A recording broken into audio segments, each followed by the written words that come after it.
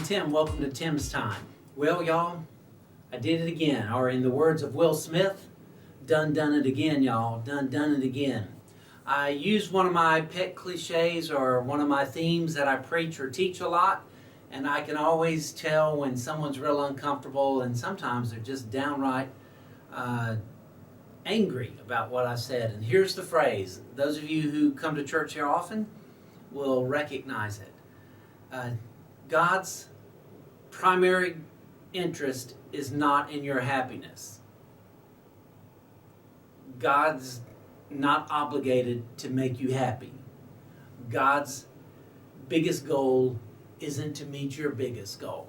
I say it in different ways, but that's basically the theme. And then occasionally I will say that reduces God from God to some kind of cosmic or divine Santa. And I recently made that statement in setting, and someone challenged me on it at the end. What do you mean God doesn't care about my happiness? I didn't say God doesn't care about your happiness. Here's what I am saying. God's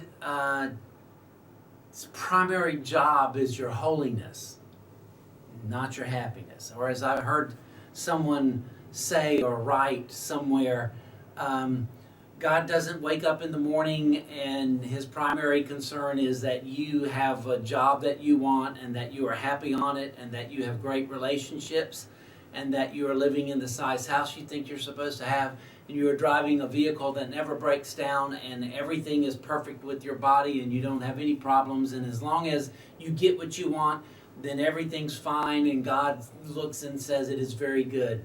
God's concept of very good is not always our concept of very good. My ways are not your ways, saith the Lord. They are above your ways. You ever thought about why that is? And I want to just suggest three quick thoughts. First thought is God sees the big picture, and we don't. We kind of view things through our own particular limbs too, but lenses. As long as I get what I need when I need it and what I want when I want, and I live in this little circle and I'm not all that concerned with what the climate is in Israel or Africa or Asia.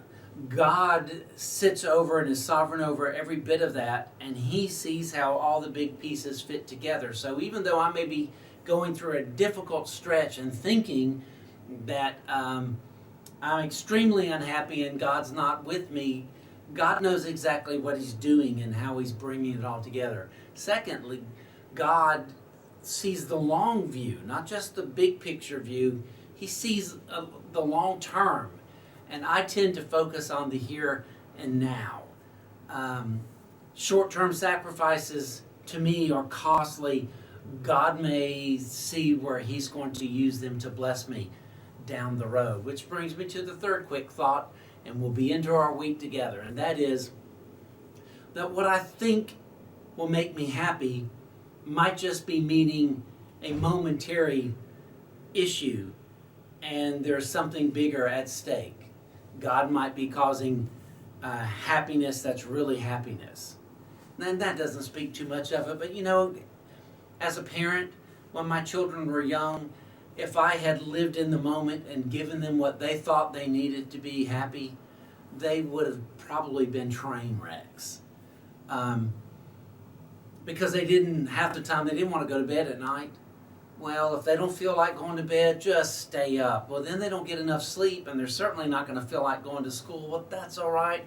You don't have to go to school. Why does everyone have to make us go to school? And then on the days when I pulled them out of bed and forced them to go to school, they're not going to be at their sharpest from an energy standpoint and a mental standpoint, and they're certainly not going to eat so that their protein develops and their brains are at its highest capacity. And so it may be in the big picture thing, it may be down the line.